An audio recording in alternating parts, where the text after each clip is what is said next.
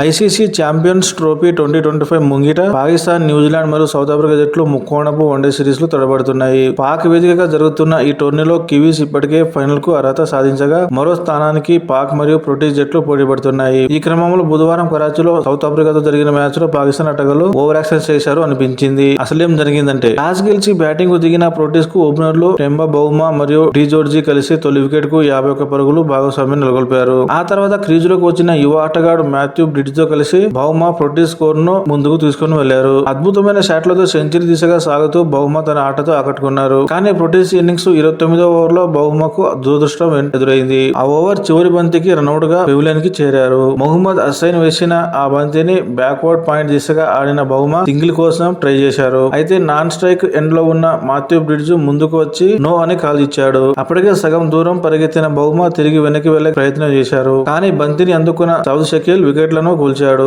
ఈ సమయంలో పాక్ ఆటగాళ్ల సెలబ్రేషన్స్ కొంచెం మితిమీరాయి అనిపించింది. పాక్ ఆల్రౌండర్ కమ్రాన్ గులాం బహుమను పరిగెత్తుకుంటూ వచ్చి గెట్ అవుట్ అన్నట్లు ప్రతిస్పందించారు. ఇదే విషయంపై అంపైర్లు పాక్ కెప్టెన్ మొహమ్మద్ రిజ్వాన్ తో చర్చించారు. అయితే అంపైర్లు రిజ్వాన్ ను హెచ్చరించారు. ఈ ఘటనకు సంబంధించి వీడియో ప్రజెంట్ సోషల్ మీడియాలో వైరల్ అవుతుంది. అయితే పాక్ ప్లేయర్ల ఓవర్ యాక్షన్ కు సఫారీలు బ్యాట్ తో సమాధానం ఇచ్చారు. సౌత్ ఆఫ్రికా టాస్ గెలిచి తొలుత బ్యాటింగ్ దిగినప్పుడు నిర్ణీత 50 ఓవర్లలో 5 వికెట్ల నష్టానికి 352 పరుగులు భారీ స్కోరు సాధించింది. కెప్టెన్ బౌమా 96 బంతుల్లో 13 ఫోర్లతో 82 పరుగులు సాధించారు. అలాగే మిడిల్ ఆర్డర్ లో కీలకమైన 4వ స్థానంలో వచ్చిన వికెట్ కీపర్ బ్యాటర్ క్లాసెన్ 56 బంతుల్లో 11 ఫోర్లతో 3 సిక్స్లతో 87 పరుగులు సాధించి అవుట్ అయ్యారు. ఈ మ్యాచ్ లో జరిగిన సంఘటనలు ఆటగాళ్ల ప్రదర్శనలు నిజంగా ఈ టోర్నీకి ప్రత్యేకమైన రంగు చేకూర్చాయి. అయితే ఈ మ్యాచ్ లో పాకిస్తాన్ జట్టు 6 వికెట్ల తేడాతో సౌత్ ఆఫ్రికాపై విజయం సాధించింది.